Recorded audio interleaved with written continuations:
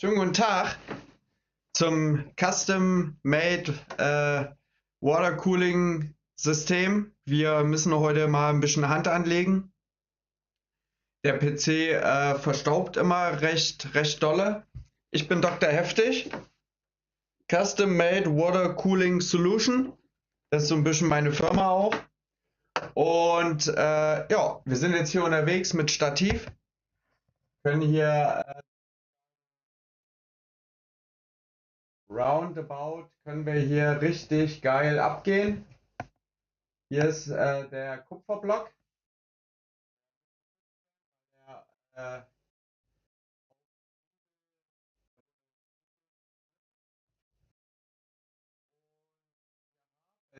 sogar eine Close-Up,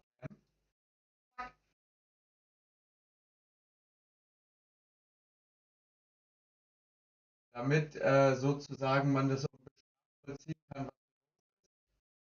Und genau, das ist so. Äh,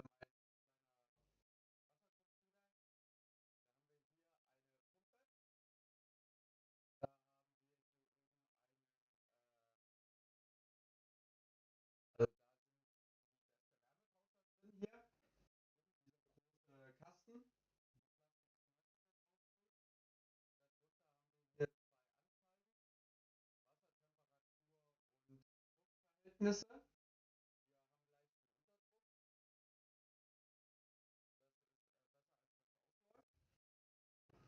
Und hier habe ich damals, ja, bin ich ein bisschen abgegangen. Also hier ist die Pumpe. Hier ist dieser silberne Rahmen da hinten. Das ist ein Filter. Der soll gereinigt werden und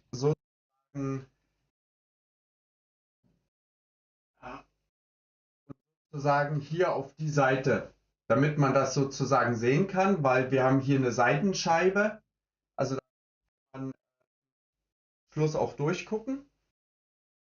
Und ja, genau, das Wasser geht von der Pumpe hier runter in diesen Spiralturm.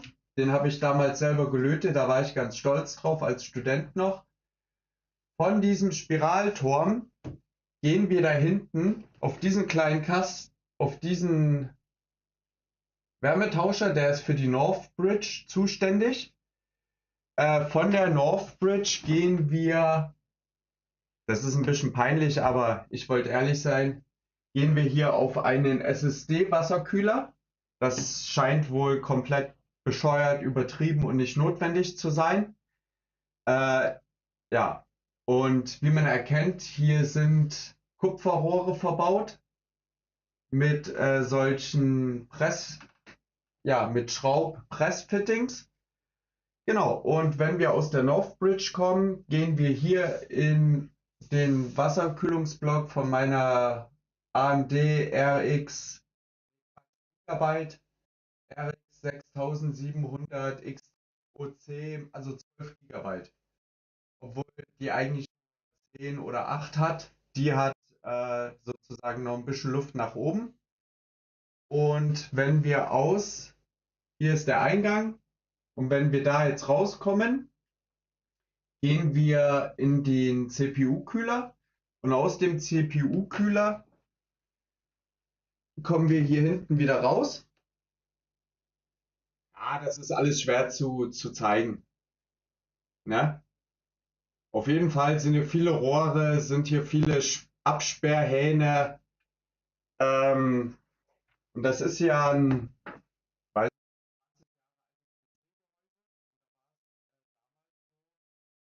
das, ich mach mal Close-Up aus.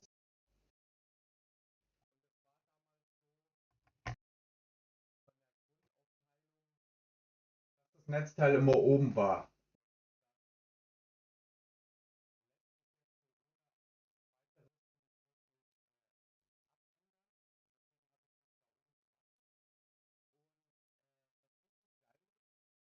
Weil der soll ja möglichst lautlos werden. Äh,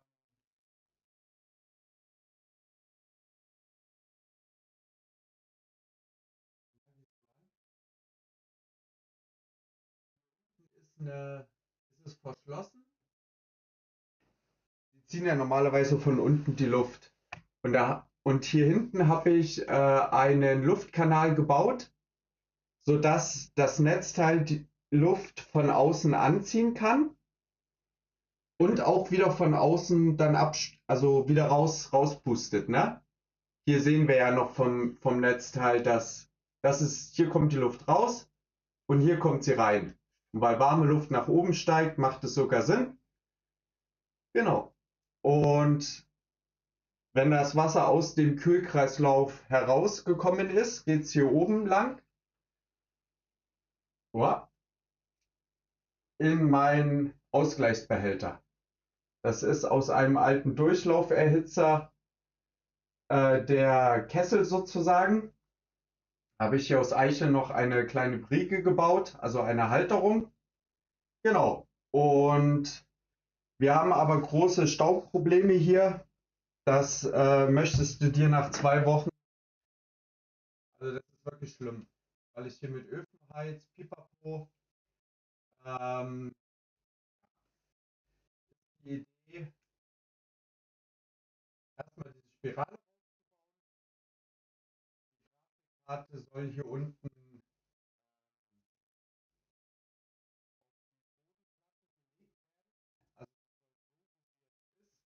90 Grad gekippt und dann mit hinten ist der Rücken, der nicht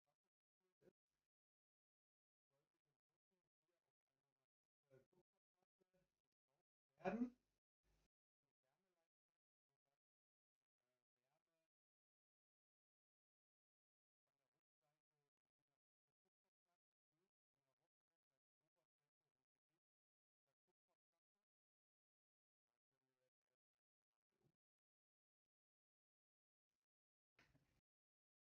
Tada! Der Stream hat nämlich ein bisschen verspätet begonnen, weil ich diese wunderschöne Kupferplatte, okay, weil diese wunderschöne Kupferplatte erstmal geschliffen werden musste. Ich habe hier das erkennt man kaum, ich habe eine Phase dran geschliffen, um die Kante ein bisschen zu brechen. Also man kann sich hier drin spiegeln in der Platte. Ne? Da sieht man ein bisschen, dass es hier schon spiegelt. Und diese Platte kostet 200 €.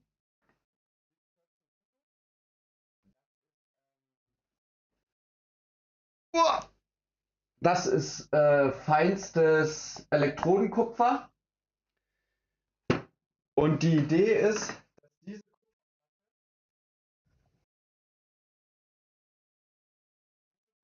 Platte, Spirale kommt weg, dass diese Kupferplatte dann hier auf dem Boden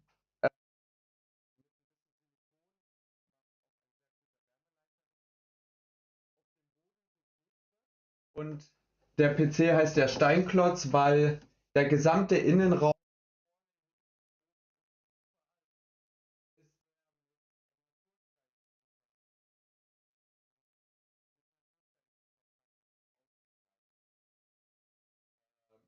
und damals unter Zeitdruck versucht zu bauen und habe aus Eiche Füße gebaut, dann hier den Rahmen ausgeklinkt, dass die so nicht einfach nur aufliegen, sondern ein bisschen integriert sind. Und wir haben natürlich noch verschiedene Möglichkeiten, ein bisschen rumzuspielen.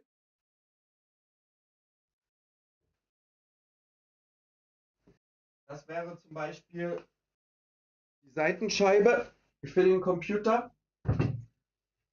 Und wenn man dann zum Schluss fertig ist, würde das, also ne, hätte man dann richtig so transparent, könnte man durchgucken. Und da würde der Kontrast zwischen Stein, also ich mag Stein, ich mag also Metalle und der Anthraziten Schiefer zu diesem hellen Eichenholz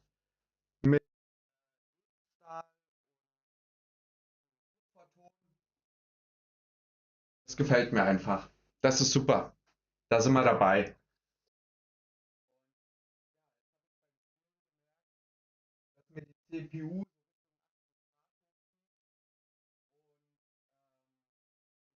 mal über zu zeigen.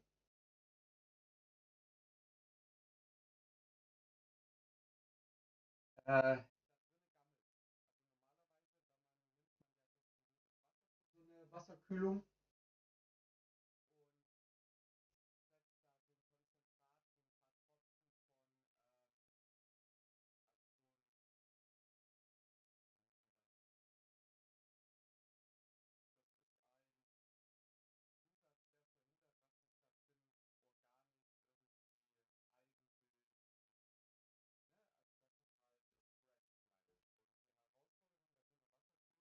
Immer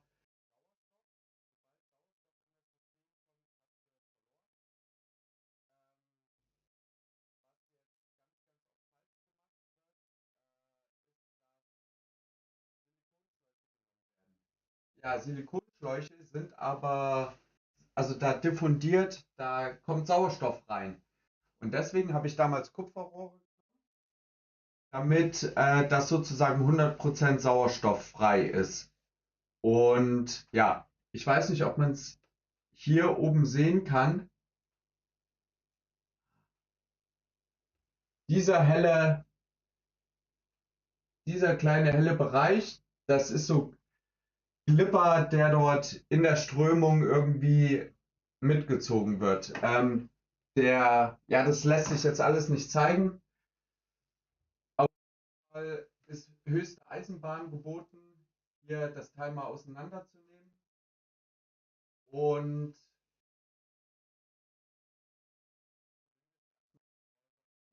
demontieren. Jetzt mal los mit Schritt 1.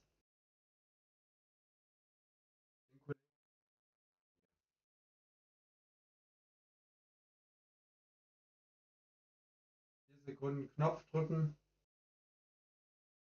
ist die Bude aus. Und ja, das wird jetzt hier alles ein bisschen Freestyle. Ja,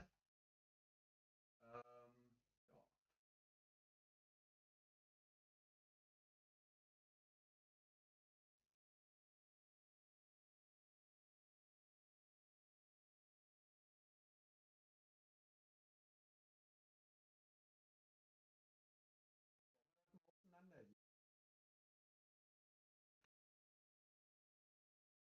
Weiß nicht, wir können ja vielleicht noch ein bisschen Musik vom Lerner laufen lassen.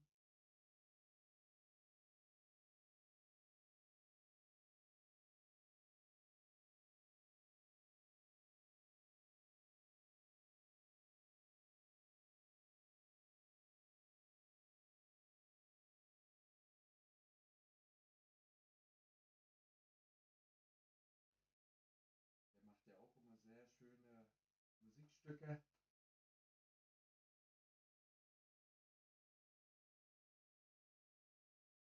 Ja, abonniert habe ich den Boy. Das ist natürlich selbstredend.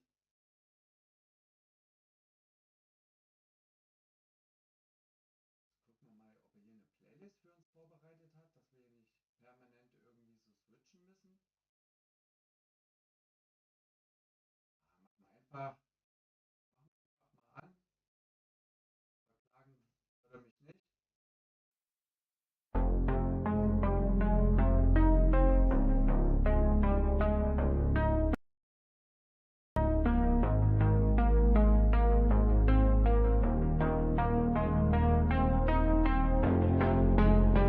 Weil ich im Hintergrund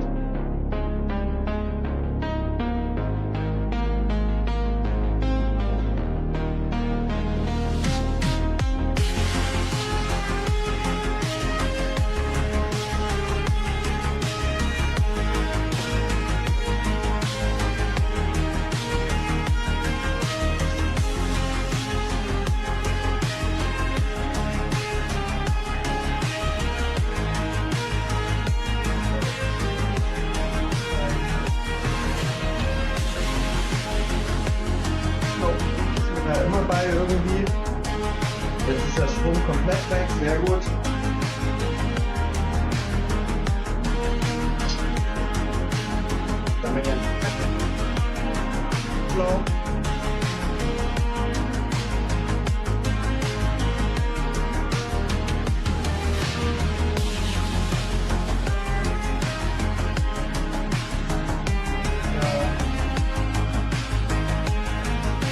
Der rausspringt.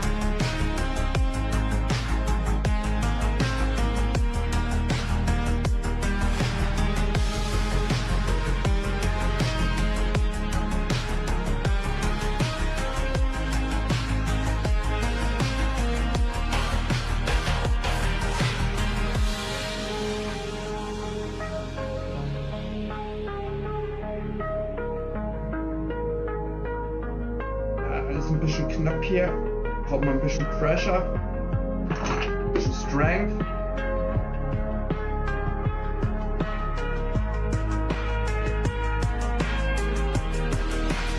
Das ist meine beste Zange hier. Das ist die kleinste Wasserpumpenzange. Die muss immer dabei sein. So, jetzt schrauben wir das hier unten, den 90 Grad Winkel mit dem Ablaufschlauch in den untersten Punkt.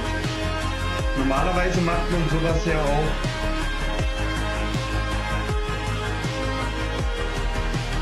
an dem ganz untersten Punkt, aber ich habe hier ein bisschen Stress. Ich wollte es irgendwie einfach fertig kriegen, wollte zocken und da habe ich gedacht, komm, leck mich und habe das einfach irgendwie zu Ende gefummelt, ne? So.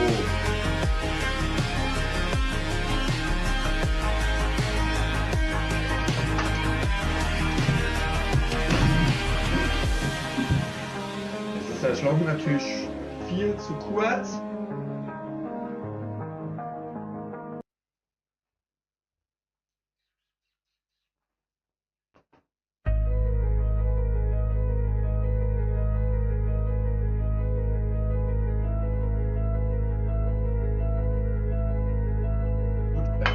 Einfach so machen. Da. An.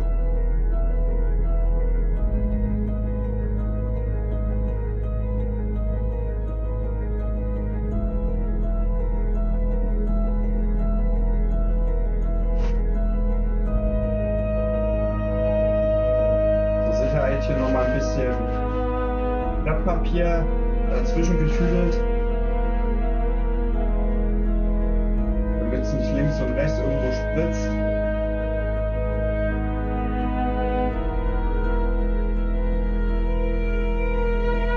Öffne ich den Ablass.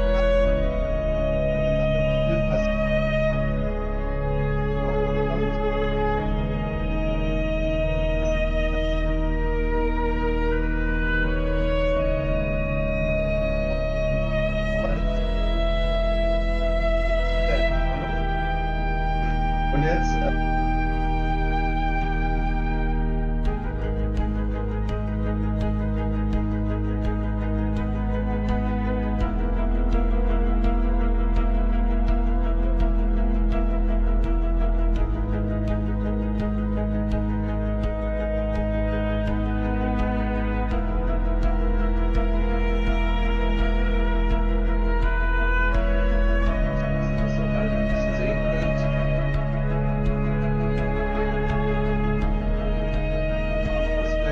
Lüfter öffnen, dass er da ein bisschen Luft zieht. Dann wird er erstmal grob anfangen leer zu laufen. Das ist das, was wir jetzt erreichen wollen.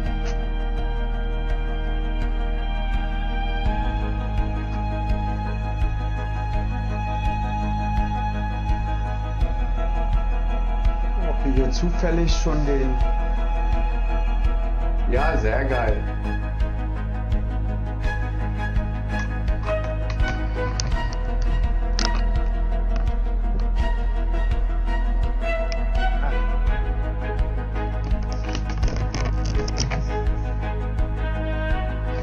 Ich nehme euch noch ein bisschen mit nach oben.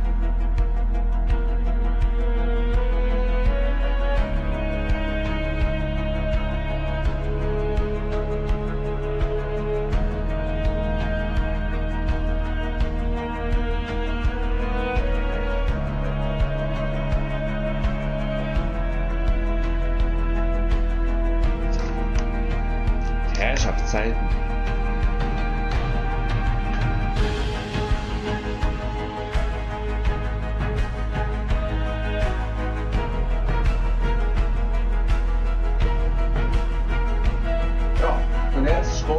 Löse ich den Deckel hier oben, damit er da oben Luft ziehen kann, damit er unten rauslaufen kann.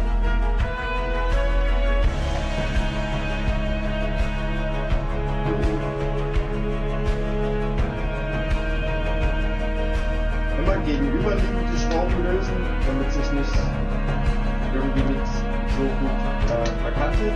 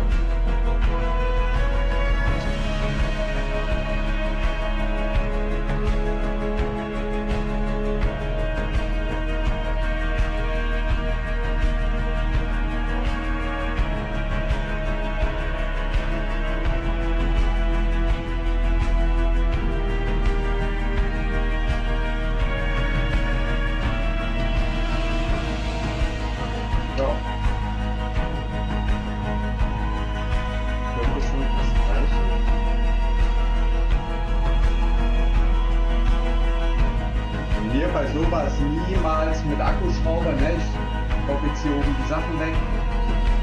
Niemals mit Akkuschrauber. Zeit spielt keine Rolle und du hast halt kein Feingefühl. Und ja.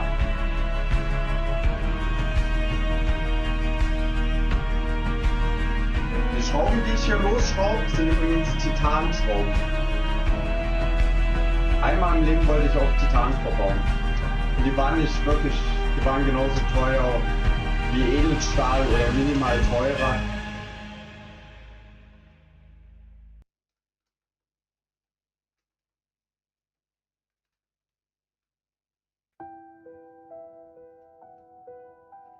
Ja, jetzt müssen wir mal gucken, was passiert. In der Theorie sollte er hier oben jetzt ein bisschen Luft ziehen dürfen.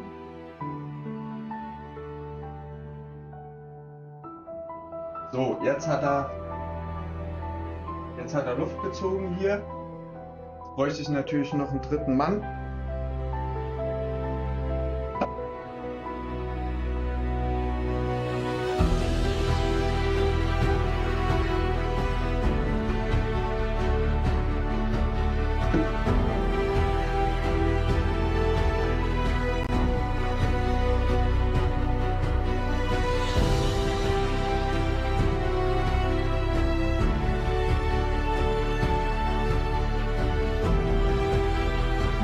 Soll es reichen.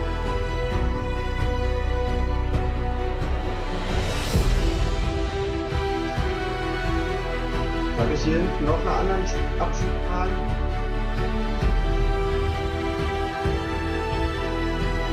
Und Schakalaka. Kommt das hier raus?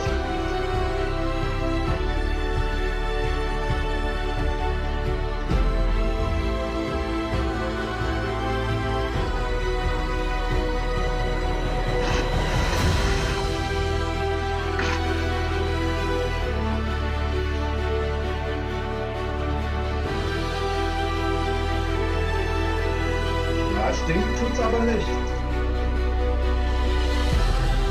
So, und jetzt sehen wir hier schon.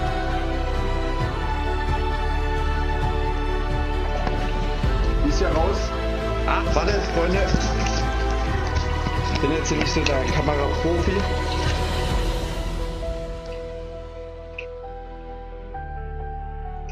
Ne? Ja. Da blubbert es auch schon ein bisschen in der Pumpe. Genau.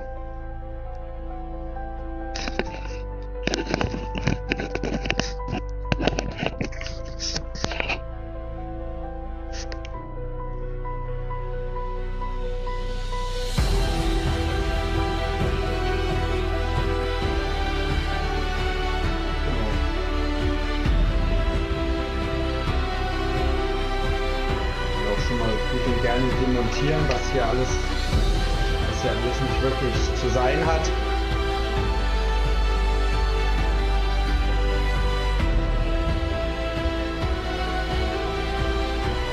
So braucht keiner.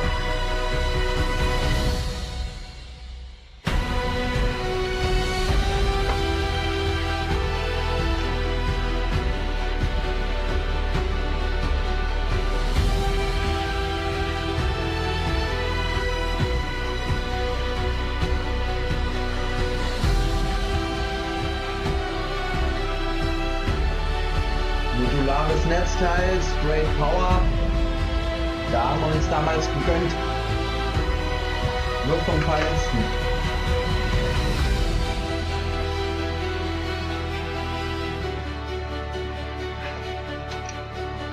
Oh.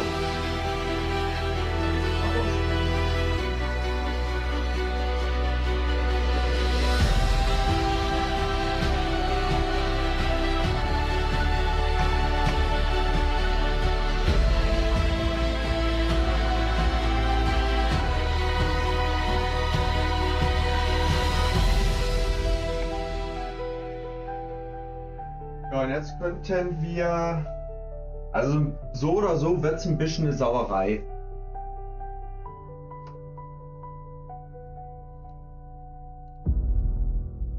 So, das ist hier schon mal die Grafikkarte.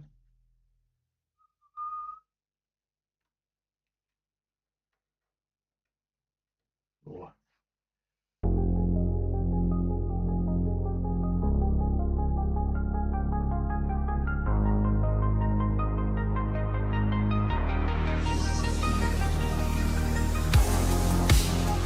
Okay. Ich werde jetzt versuchen, den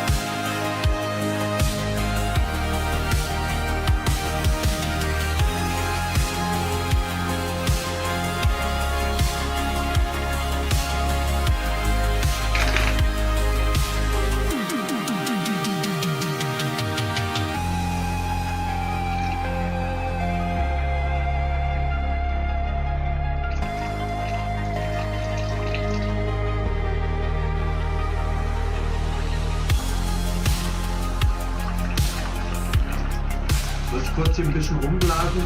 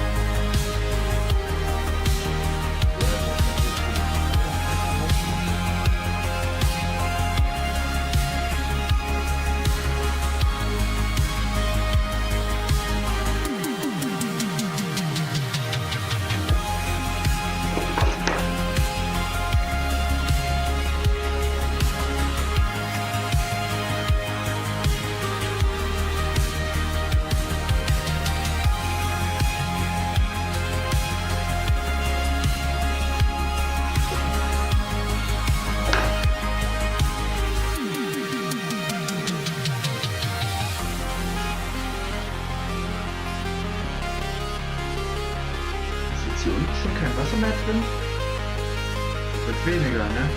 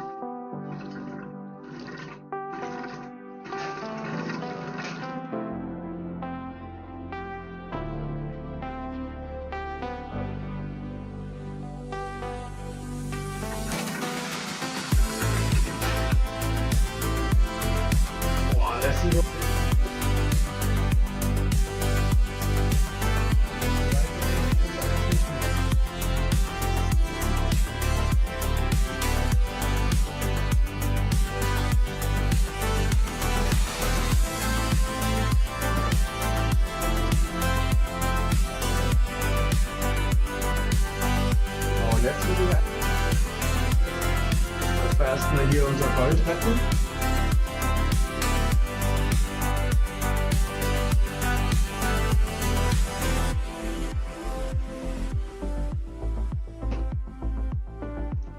Schönen Arbeitsspeicher raus.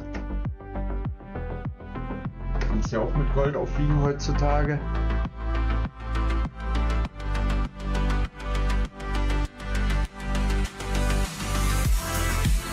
Das ist unser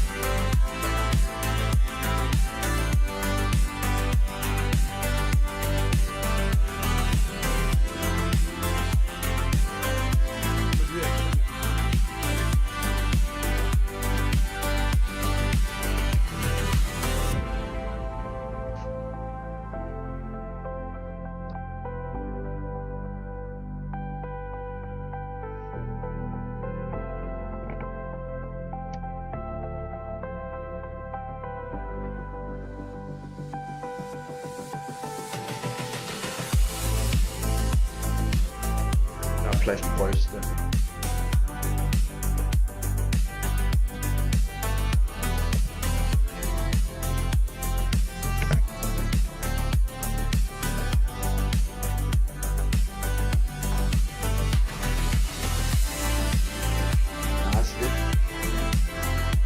Und jetzt müsste ich gucken, jetzt braucht große Schlüssel. Ich bin jetzt wieder da.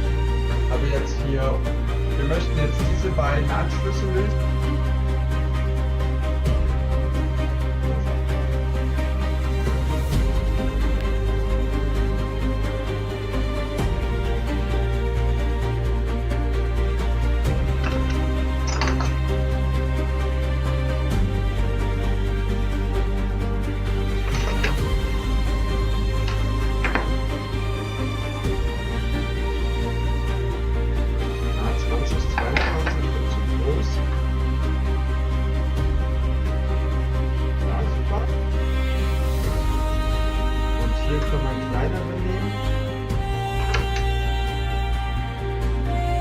Ja, Jackpot! So, jetzt müssen wir nur kurz überlegen, in welche Richtung wir das aufschrauben. Aber abrutschen, dass wir nur die Gegend schneiden.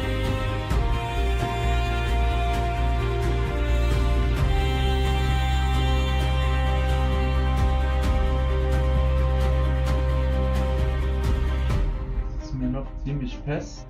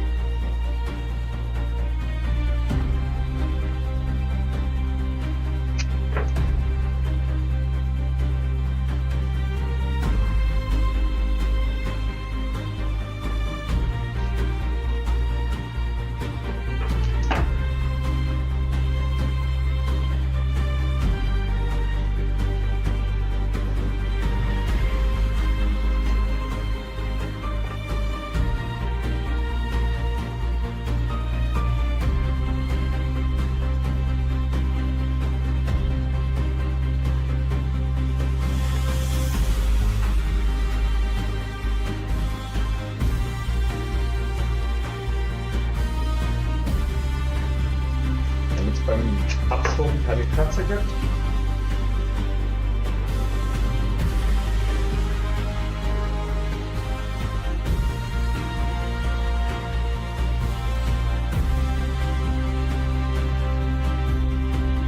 Und jetzt gucken wir noch mal.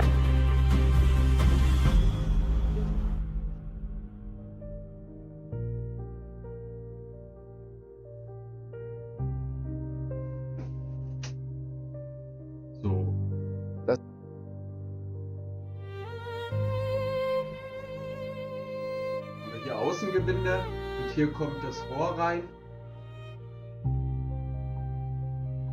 Dann hast du das sozusagen so drin. Und es, ja, gegen den Uhrzeigersinn schraubt es sich auf. Und das ist genau das, was wir auch jetzt erreichen wollen.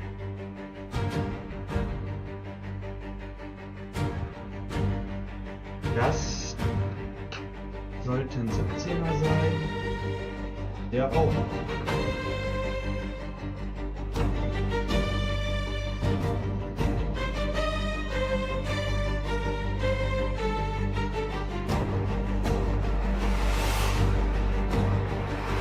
Dann gehen wir erstmal da bis. Versuchen wir es erstmal.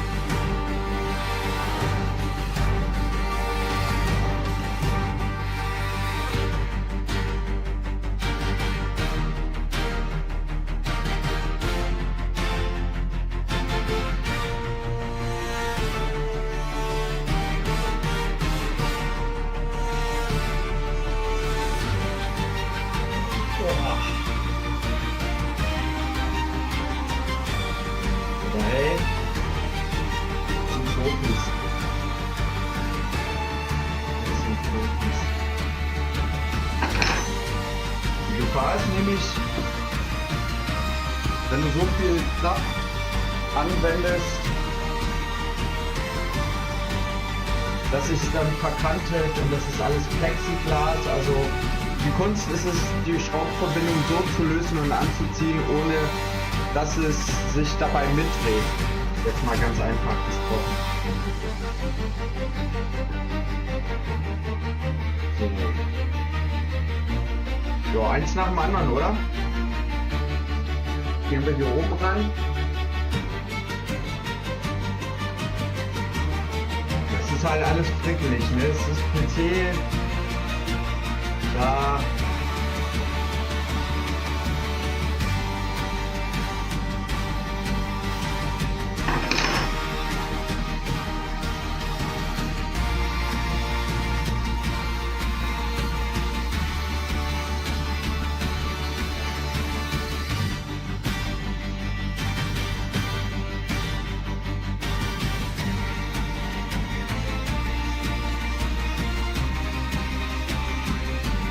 Okay, locker sind sie. Jetzt müssen wir noch den zweiten lösen, damit wir ihn seitlich wegziehen können.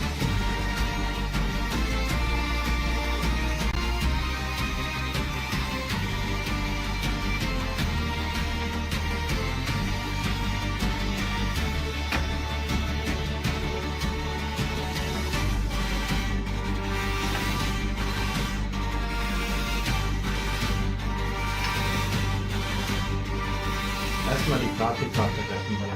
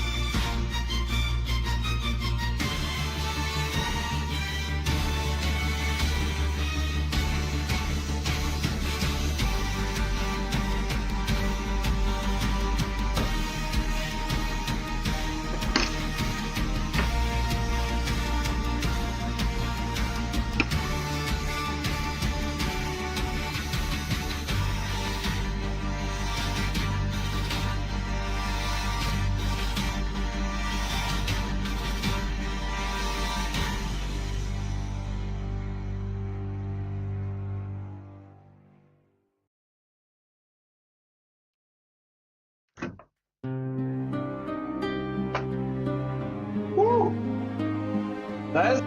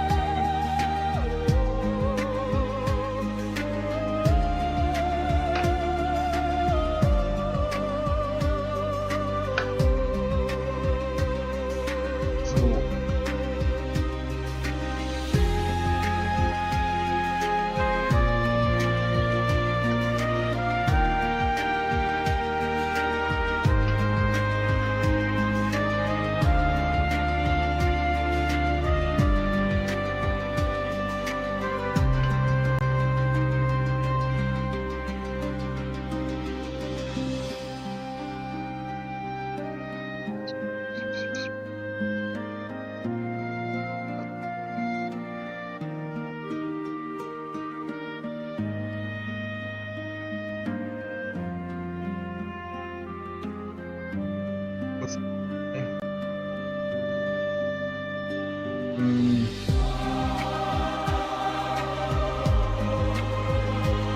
Musik.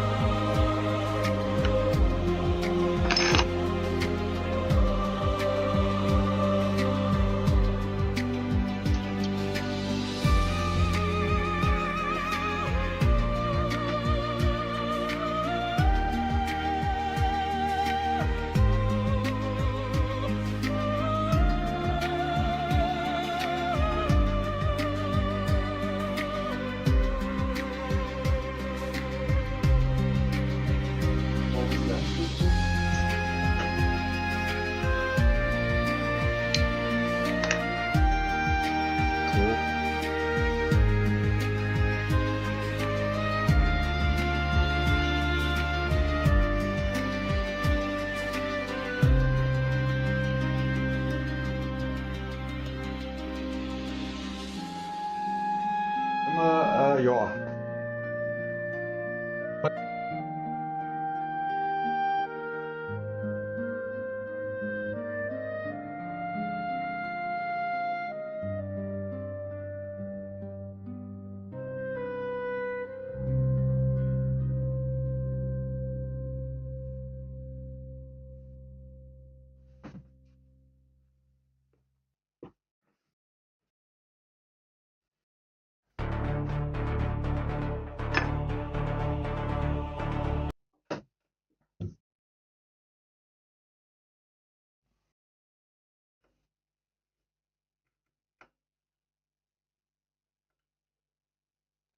Also,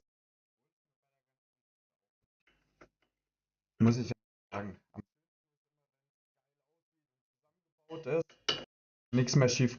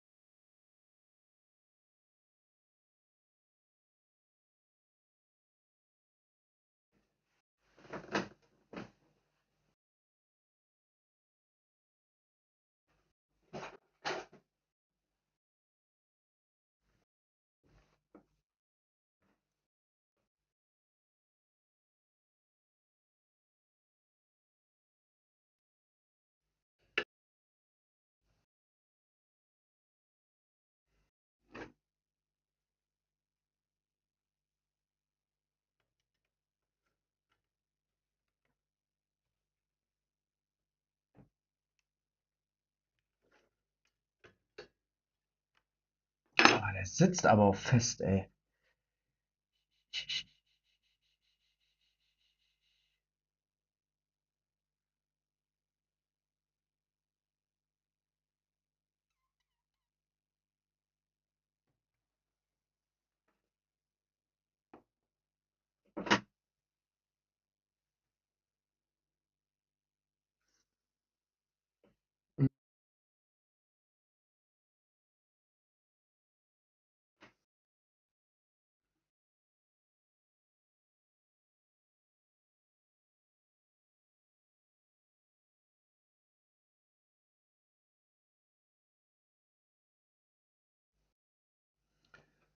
Ähm, ähm, ähm, ähm, ähm.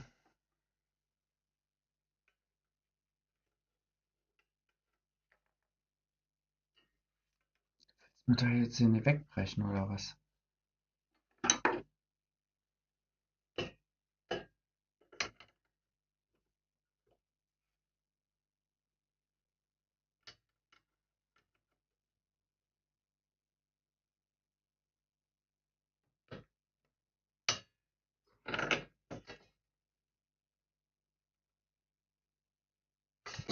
Oh, lobet den Herrn! Praise the Lord! Nix gerissen! Einmal mit Profis! Bitteschön! Einmal mit Profis, bitteschön!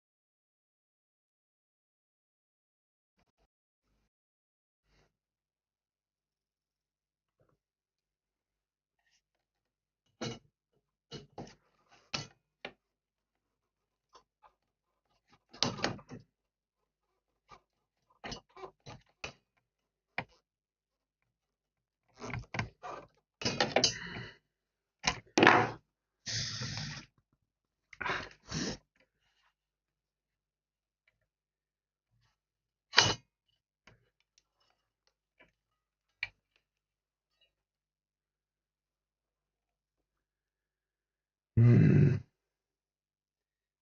Hätte ich mal genommen.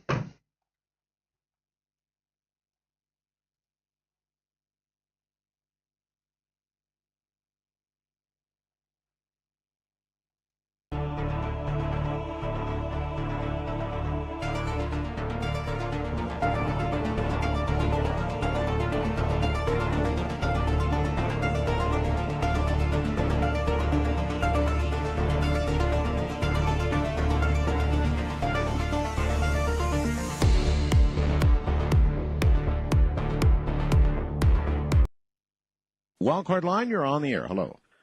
Good morning. Good morning. This is Ken from Niagara Falls. Yes, sir. A little bit different topic. Okay. I supplied equipment to government contractors in Southern California and covered Edwards Air Force Base and China Lake and that Lockheed Hellendale facility while it was under construction. Interesting job. It was pretty interesting at times. I had to be checked out to get onto Rocket Site Mountain, and that's at Edwards Air Force Base. Yes, sir. And there's a huge building up on top of there, and there's another building inside of that. And as I was being escorted in, the contractor that I was with, we were kind of walking. I was walking behind him, and there was this building, and my hair started standing up. And there was a small, porthole type thing that was kind of not fastened, and curiosity took the best of me. I looked inside, and in that split second later, he grabbed a hold of me and kept putting his finger to his mouth. Don't say a word. Well, pretty much. What? He was pretty intent on it. What had you seen? It was about the size of a Honda Accord, and on each corner it had like an inverted ice cream cone, is what it looked like as far as the shape went. Okay. And it was like a thrumming noise. But are you describing it as a craft? It was a craft. It was about maybe 6 feet off the floor with nothing but umbilicals that were attached to the top of it. Oh. And it seemed to, I knew it had to be something like this. My hair was kind of like here. My escorts was doing the same thing. Well, a year later, he retired, and he came down into our main facility. He started a little side business, and I told him I wasn't going to give him a thing until he told me what it was I saw. And he told me that that's where the Star Wars project went when they said it wasn't going to work and became a black project.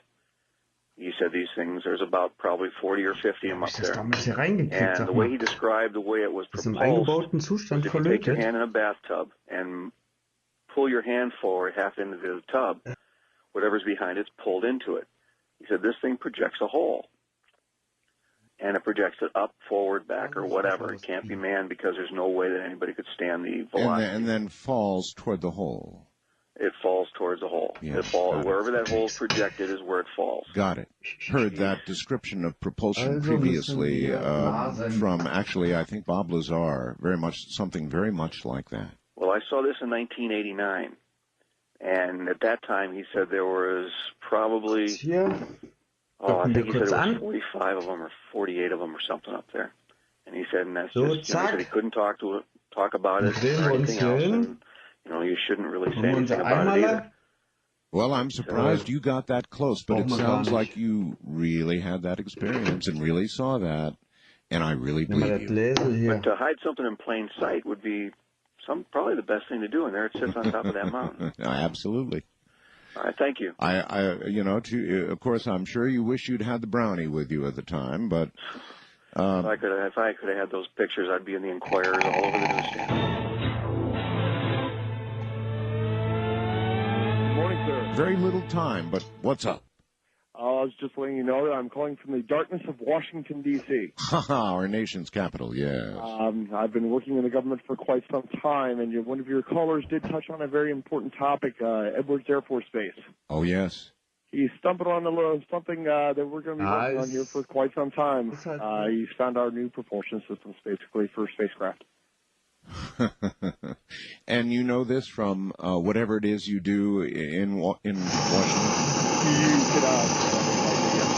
I am putting it that way. You're in a position to know what that man saw. You could say that, yeah. I did. Basically what he's looking at is it's a gravitational field. In effect, it's creating a very, very small black hole in front of an object, which will pull the object along. You can create it above, below, beside. If your craft travel any direction you want. Basically, what he discovered was a experimental UCAP. And where did we derive this technology? I think you already know the answer to that. They've been here. They will be here. And we work with them quite closely. Well, you'll have to be our deep throat from here on in then. So you obviously know quite a bit. I will definitely check in with you periodically. All right. Deep throat, you are hereby dubbed. First time caller line. You're on the air. Hi. Hello, Art. Hello. Hello, my name is Aaron. I'm a police officer in Ohio. Aaron, and a police officer to boot, huh? Yeah. How's policing in how's everything in Ohio? Good so far, but I got a ghost story for you. Oh. About 4 o'clock in the morning one night, I got a call where there was an active burglary. And on my way there, I also hear that the resident has shot some shots into the basement because the person was trying to knock. The basement door is in their bedroom and was awoken by some pounding and somebody trying to get into their bedroom. And so when I get there, they say that they hear somebody run out the door. Well, the door never opened at all. And so I start searching around the house. There's no signs of forced entry, no sign on the doors, no broken windows. Go inside. The resident's got his gun still pointed towards the basement door. He's afraid something's going to come running out of there. And my backup arrives, and we start searching the house. Go downstairs, and there's a blood pile on the basement floor. Oh. And when we collect it and send it off to the crime lab, the DNA comes back, and they cannot identify the DNA at all. Oh my goodness, really? Yeah. They couldn't identify the DNA. Now you've got my attention, my friend. You've got my attention. They couldn't identify the DNA, you mean even as human or animal or anything? No, it was just a blood pile, maybe about 4 inches long, 5 inches wide. Just piled up, probably about an inch thick. And bottom of the basement. And it They could not identify it as human blood, animal blood, anything like that. What? But they were sure it was blood. Correct. What's been done with these samples? That I don't know. So, but the resident swears up and down that somebody was in their house. We went down and checked all the doors. Everything was locked, bolted, and, you know, criminals usually don't lock the door on their way back out. Oh, no. So, there was no sign of anyone ever being in there. Nothing was gone, nothing like that. They have dogs, and the dogs were quivering in a corner by the, just freaked out. Oh, that's some story. I sure would like to get my hands or have, you know, a further look into what would be blood but not animal or human. I mean, that really is intriguing. Yes. Well, what's really intriguing is there's no other sign other than that right there that there was anything in there. Yeah, but that's quite a large sign. Correct. That something was there, that much blood. I mean, right. How much blood would you have estimated that to be?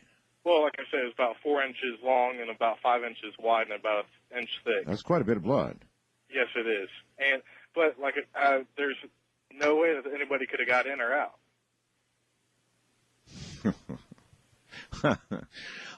Here's what I would ask. If you could go down to the department, maybe the evidence room, whatever. I mean, surely somebody kept a little bit of such an interesting sample, you would think, you would hope. And could you find out for me if in fact they did? And if in fact they did, could you email me or get hold of me somehow? No, I could try, but I personally can't get out. The only person that can access that are the higher-ups. So. Of course. It's always the higher-ups. Well, do your best, if you would, please. I mean, that's totally fascinating, and I sure would like to have a scientist take a look at some of that blood if they've got any left. Sure. Thanks for the story. No problem. And I'll look forward to, that's interesting, and I would look forward to the follow-up. Blood, that much blood, but not animal, nor is it human. What does that leave? If it's not animal, it's not human, what does that leave? Well, it's kind of a crazy subject, and I got some crazy ideas about it. Well, this is the home of both, so go right ahead. Okay, well, the Roswell thing in 1947, who's to say when that craft crashed, okay, yes, that our government might be rebuilding these crafts and using them for whatever, you know. They've had 50 years to do it. I wouldn't deny it. It's absolutely possible. And who's to say, now here's the crazy part, the cloning. Yes. Who's to say that maybe they're not cloning pilots, training pilots? Oh, look, I think human cloning is going on. As a matter of fact, there was a story on the news this last hour about the same company that cloned Dolly already being asked to clone. Yeah, I heard that one too. Yeah, so there you go. And you just know damn well that it's going on. Yeah, sure it is. You know, our government's into a lot of things they shouldn't be into. Yep. You know. And probably far ahead of the private sector. But even if you just look at the private sector, you can depend on the fact it's going on. Right now, for $200,000, right, you can be cloned in the Bahamas. Right. So this genie is out of the bag, and it's not going back. Oh, yeah. You know, the only question is where it's going. Yeah, you take a spacecraft or any kind of craft that flies at the speed of light or, you know, 18,000 miles per hour. People like you and me don't have the, you know, the response to maneuver one of these crafts, split-second decisions. You know, our mind is on something else. You can't fly a craft like that. You have to have a trained, a human robot, basically, that knows nothing but how to operate that craft. Couldn't agree with you more, sir, and thank you very much for the call. I'm calling up from Hesperia, and I have a story to tell you. Basically, I'll make it fast because I know you have a lot of callers. This clown appeared to me and my wife at night. First, I just saw some bushy orange hair in the doorway. A clown? Yeah. You should be calling George with this, but okay. Basically, I hadn't seen it, so I know that my mind wasn't in that mindset at all. And then it just stood in the doorway, and it had the big shoes and a half moon and star kind of a configuration on its outfit. Yes. Then it moved over to where my wife was, and it just stared at her. About this time, my heart started racing. You know how it does, and the adrenaline starts rushing, and you start kind of panicking, you know. And I said, I'm not in my right mind. I was even saying that to myself. I'm going to go see a doctor tomorrow. This is what I was thinking to myself, because I'm crazy. So I tapped my wife, and I go, and he says, just tell me. I'm not going to tell you what it is. What's at the foot of the bed? Yes. She got up, and her eyes get big as saucers, and she screams, and she dives underneath the covers. And I asked her, what did you see? And he said, there's a clown at the foot of the bed. And so I became kind of angry at this point, and then I got up, and I went to squeeze the clown's neck. And right when I went to squeeze the clown's neck, there was nothing there. It disappeared. Now, I want you to make sure and try and call George and tell him the story. He loves clown stories, so plant that one on him, all right? That's a good one. I appreciate your call, sir. Thank you. All right, take care. And so he gave the clown a good old choke. That is indeed kind of a weird story. What do you make of all this? These things that happen to people that we're hearing on the air. These things that cannot be explained, these things that, I don't know, you say, well, they're as crazy as a loon. But, you know, these people are not. I mean, in this case, we have 2 witnesses. So what was that? An apparition? A spirit? Something manifested from his own mind or that of his sleeping wife? Well, who knows?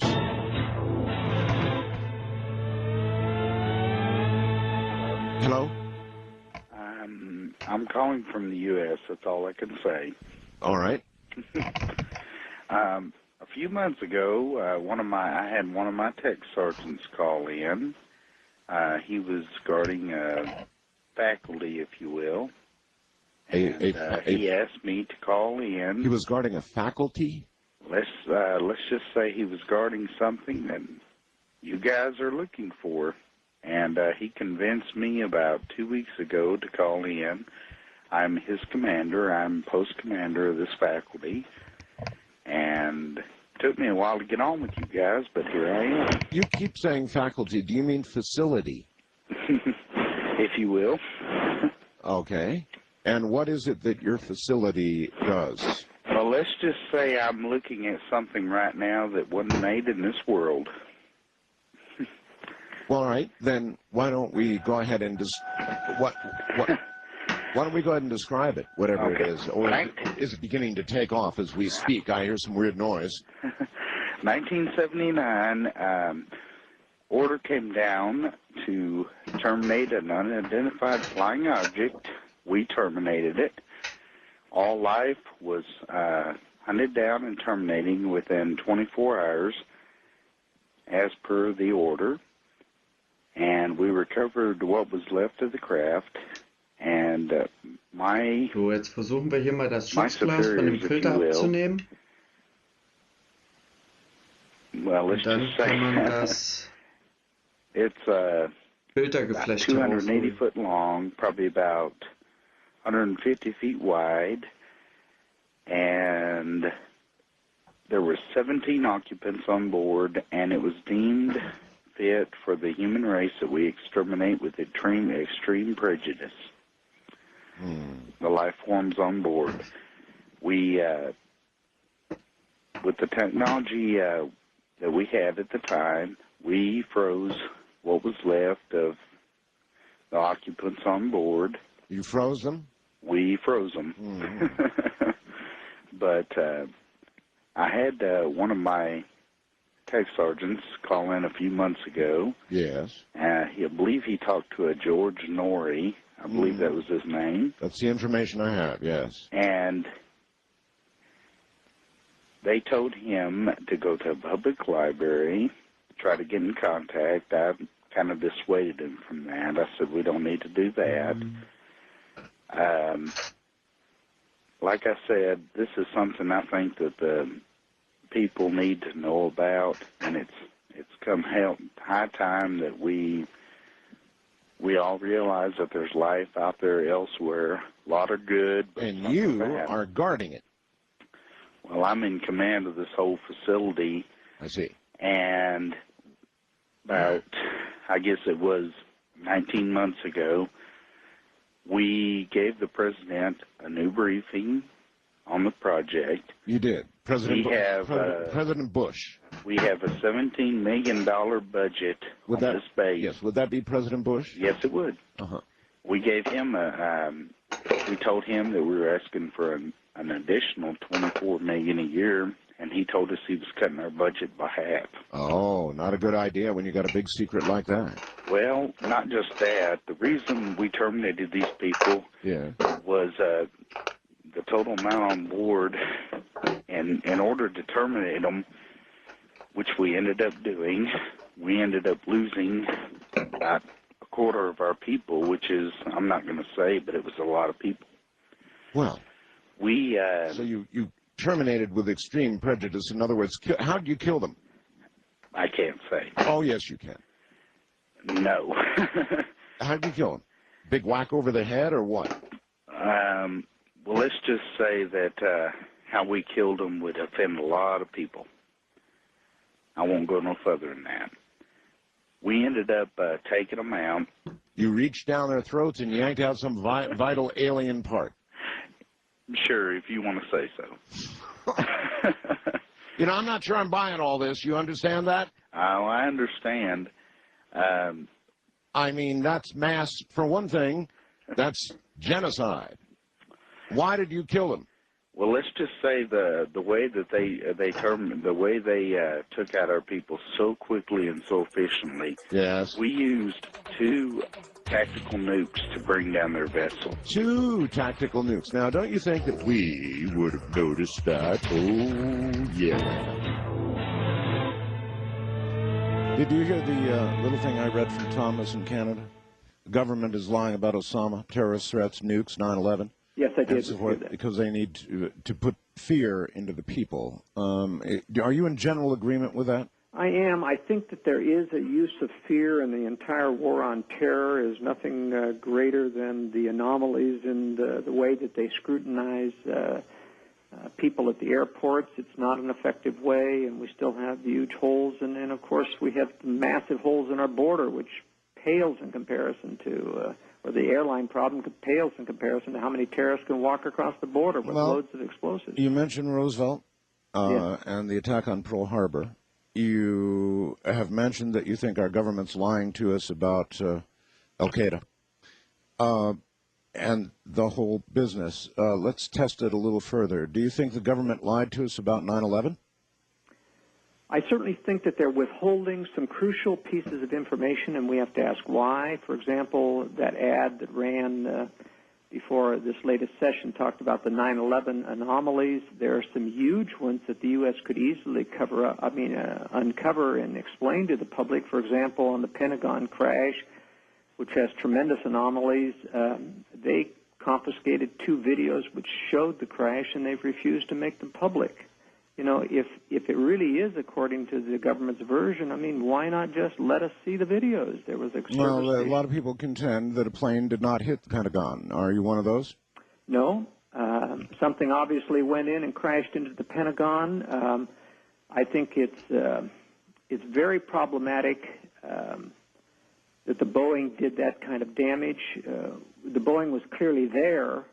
There's too many witnesses that saw it, but there was also a C-130 chasing it. There was also a 4-engine airliner that the BBC had video footage on the next day, and they showed it. I saw it of an aircraft doing vertical dives in the same vicinity, and it wasn't the Boeing 757. It had 4 engines. You can clearly see it on the video. Okay. It seems to me it's hard to be a little bit pregnant on this issue. I mean, you either think the U.S.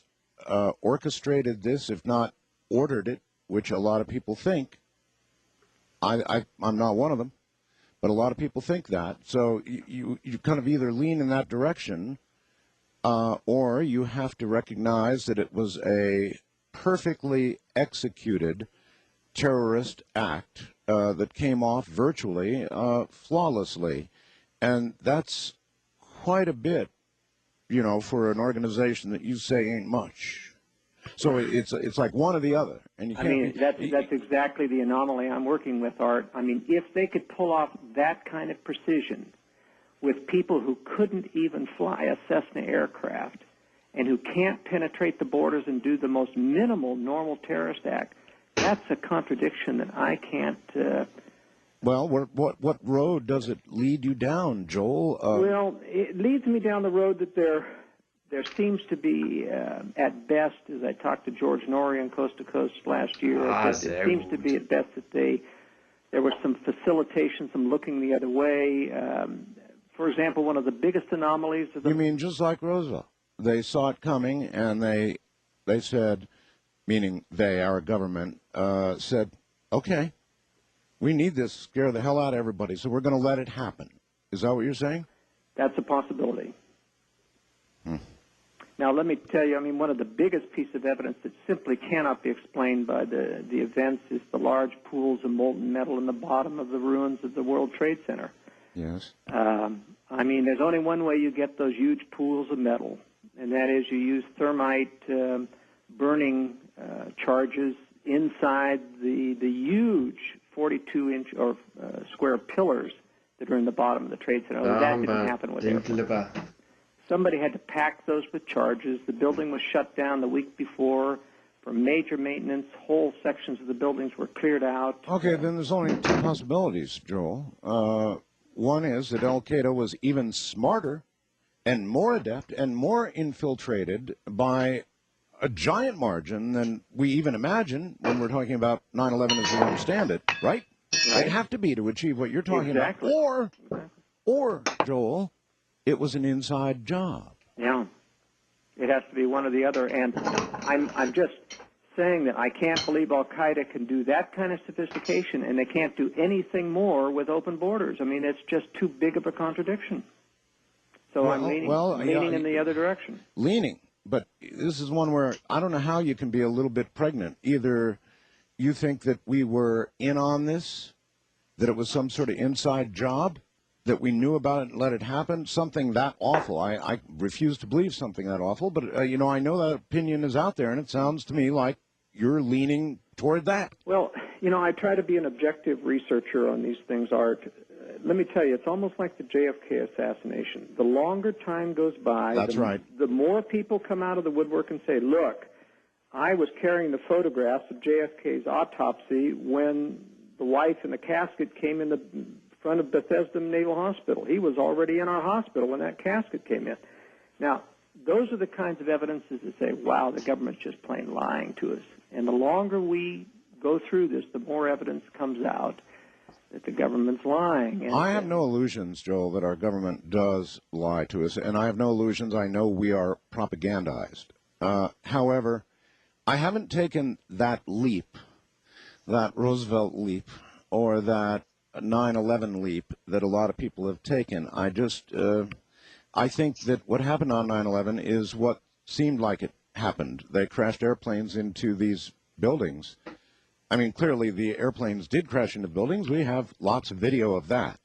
Sure. But you're saying there's so much more. Yeah, we know that there were hijackers. For example, you know, even though the FAA has got a gag order on it, it did not release the tape recordings of the pilots talking to the ATC centers. We have a private airliner who was recording their own airliner's conversation with Cleveland Center as they were discussing the hijacking of Flight 93 that crashed in Pennsylvania. So we have the recording of the pilot of Flight 93 pressing the wrong button and telling the passengers, he was actually talking to the whole world at Cleveland Center, that there's a bomb on board for the passengers to prepare for it. And we have also a lot of expletives and shouting and yelling coming out over the microphone. We also have one of the aircraft who saw the plane explode in the air. Now, that's right there. Cleveland Center knew that. That was never told to the 9/11 Commission. That means the government had told them not to tell. Why would the government do that? Do you believe the 9/11 Commission report in its finality was a complete whitewash of what happened? I think it was about a 50 to 60% whitewash. It did tell many correct things, but it carefully omitted the weightier evidence that would point to the things the government needs to tell us about that they aren't, like vectoring the F-16s to Flight 93 and shooting it down. I mean, New Hampshire air traffic controller testified that he vectored them to. We knew there were F-16s there. The engine was found 6 miles from the crash site. Well, there were two stories.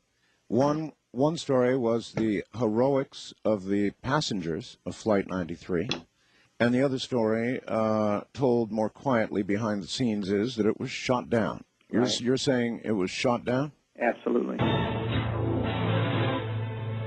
But I just say what I feel on the air, and the consequences, I guess, be damned.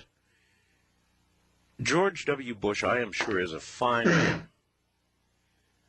But he creeps me out. He's, there's something about his eyes. Maybe it's that he looks so much like his dad. It's deja vu all over again. I'm not exactly sure what it is, but I'm just not fully comfortable with man yet. Maybe I should interview him. Hey, George, you want to come on and be interviewed up here? Maybe that would help. There's just something that does not make me comfortable with him.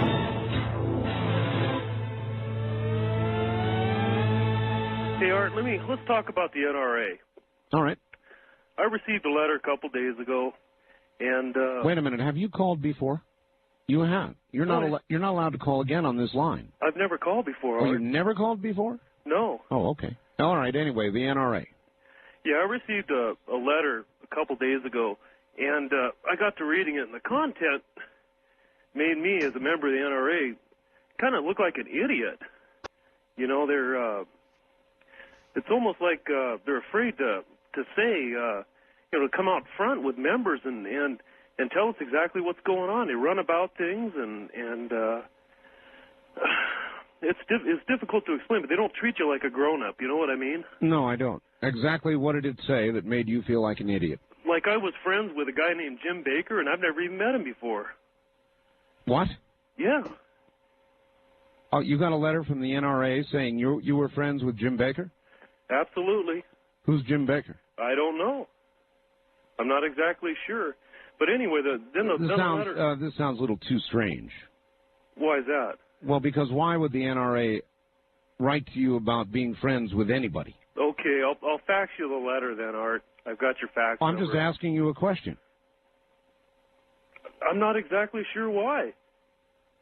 But anyway, the letter goes on and continues to say some of the stances that the NRA, the upcoming legislation that's coming as far as the Senate and the House. Yes. And and that's all straightforward and stuff, and that they want my contribution and things like that. But it was just the beginning of the letter just kind of struck me as it's just like an eye catcher, and I was really disappointed in that.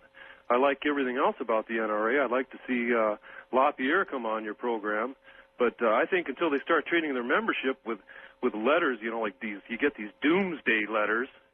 That when they start treating their membership like grown-ups, like I disagree with you. Defending their Second Amendment rights. All right, I get letters from the NRA all the time. Well, read them. I do, and I have never seen anything of the sort that you're talking about. But I'll tell you what, you go ahead and fax me that. I shall. All right. Thank you a lot, Art. Right. Take Bye-bye. care. I'll take a look. Hi there. You're on the air, Coast to Coast AM with Art Bell. Hello. Hello. Hello? Yes, hello. You're on the air. This is your moment, so. Who or what runs the universe? Who or what? Is there a plan behind the daisy, the hummingbird, the whale, the world? Who created the eye and primeval darkness?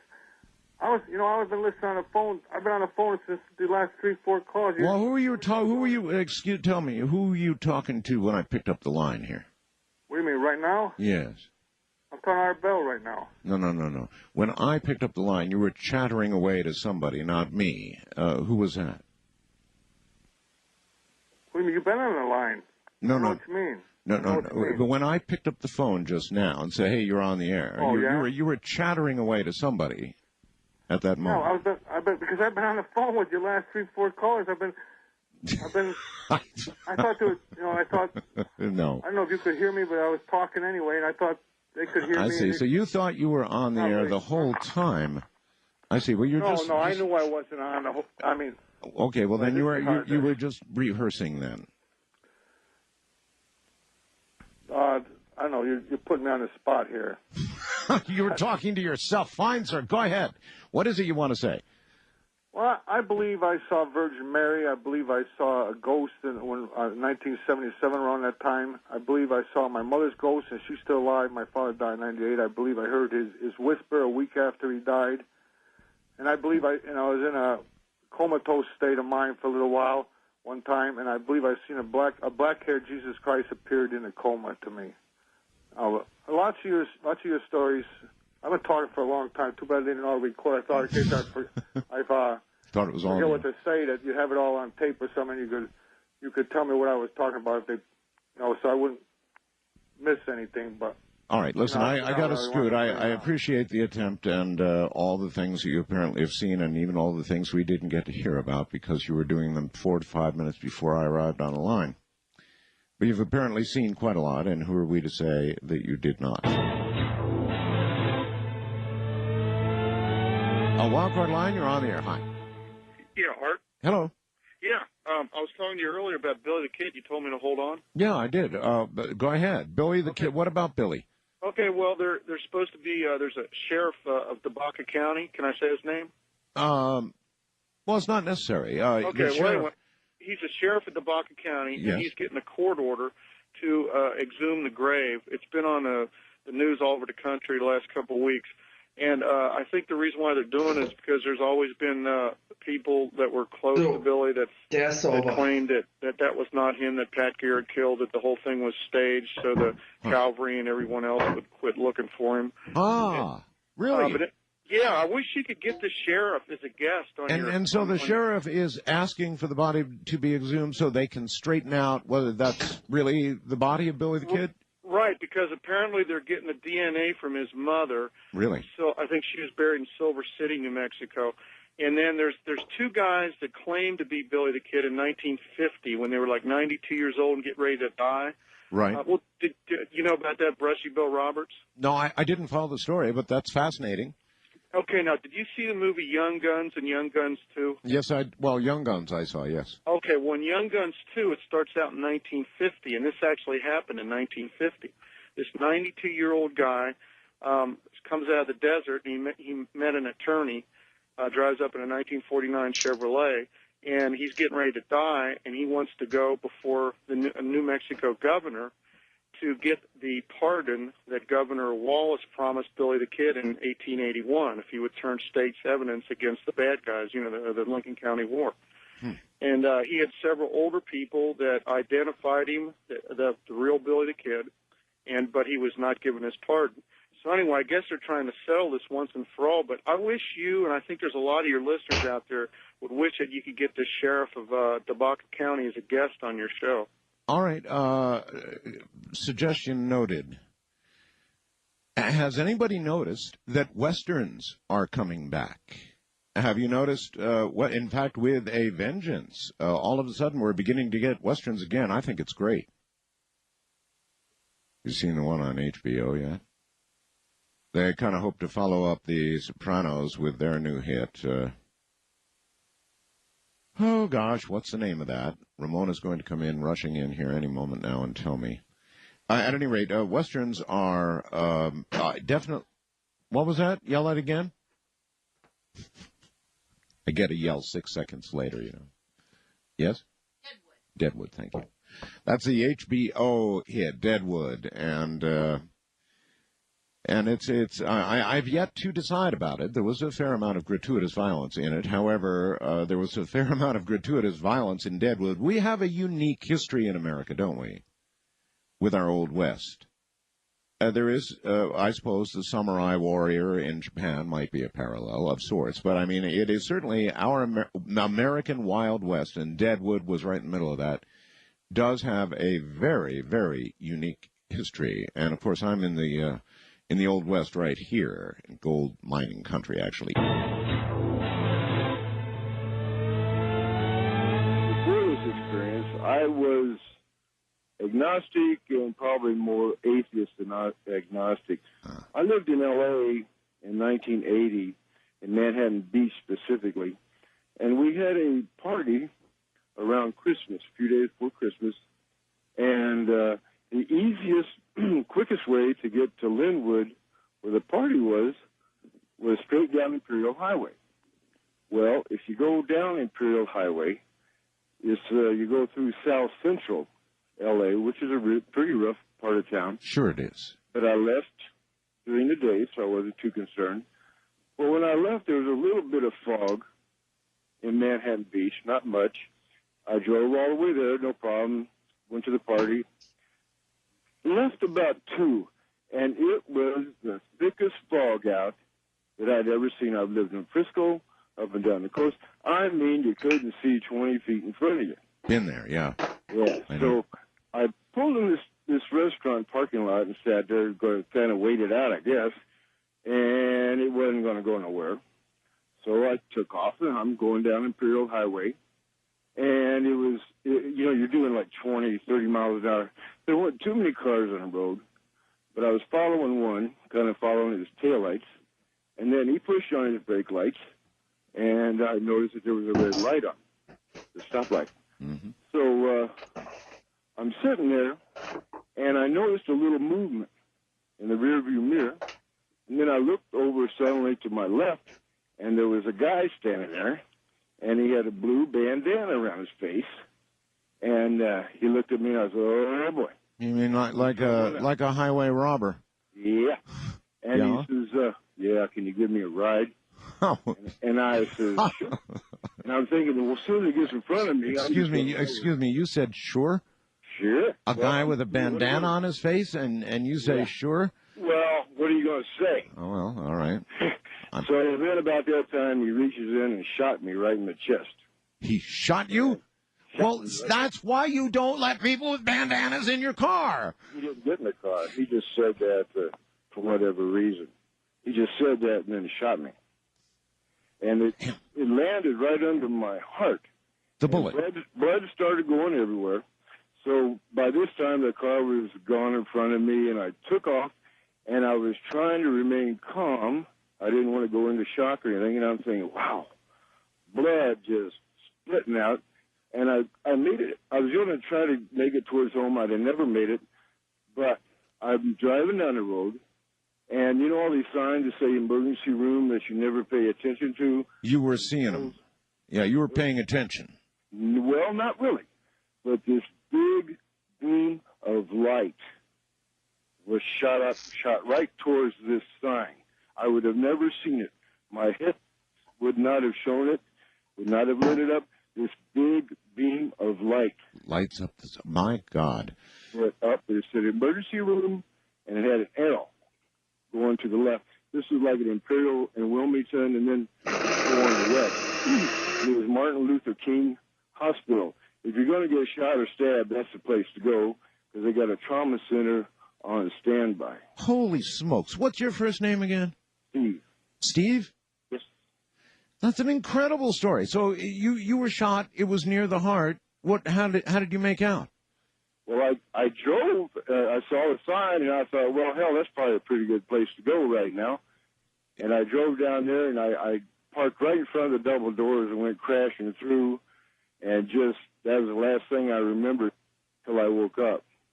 And so they successfully retrieved the bullet. You're alive, telling the story. They left the bullet in. They said it would have done more damage if they'd have gone in and tried to get it out, but they were able to open me up and suture the. Okay, what about the masked man that shot you? Did they catch anybody? Nah, it was. They got so many shootings down there.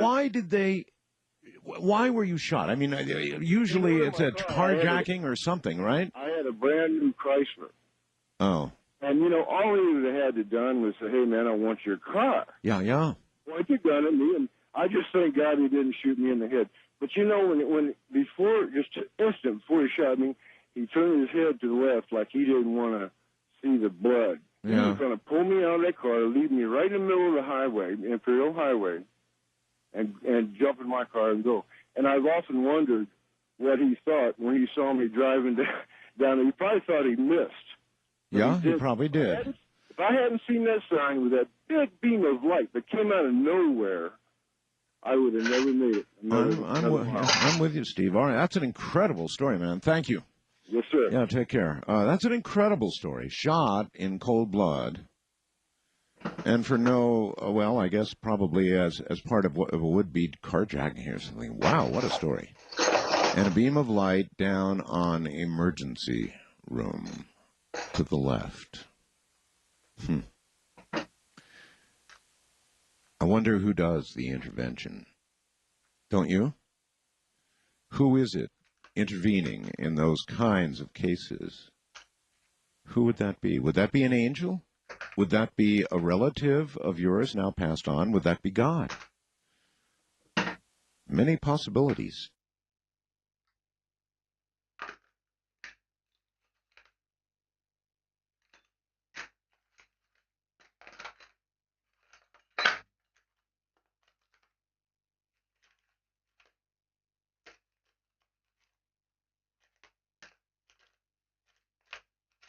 Damn it.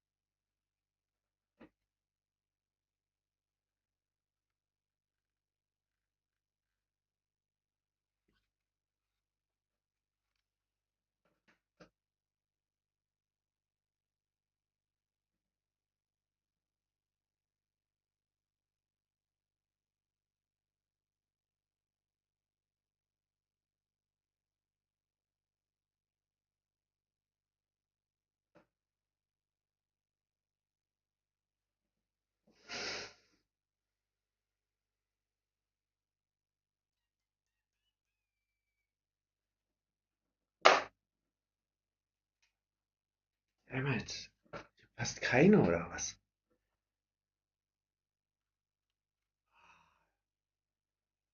Was habt ihr denn nur wieder gemacht hier? Mann, Mann, Mann. Kleinen Moment.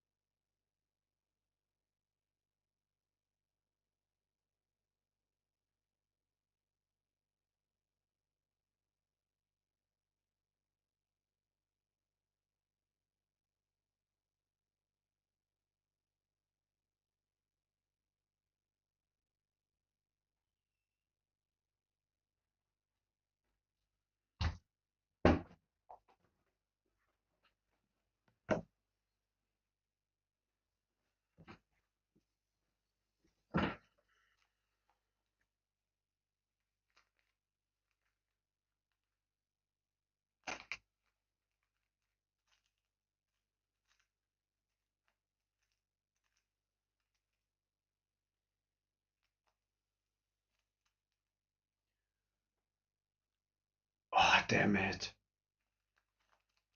What the heck?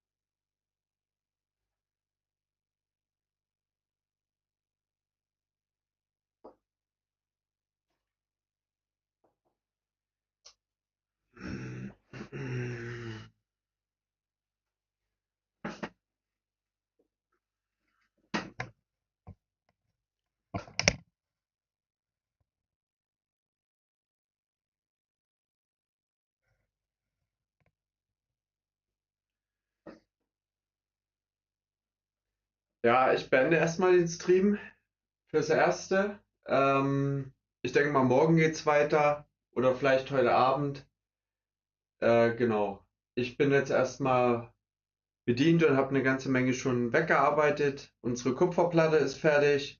Wir haben komplett demontiert oder fast komplett und haben den Filter schon gereinigt. Und ich finde gerade hier mein eines Werkzeug nicht, um den Kühler jetzt auseinanderzuschrauben. Aber der wird nur verlegt sein. Also geht's, denke ich mal, morgen weiter. Danke fürs Reinschauen.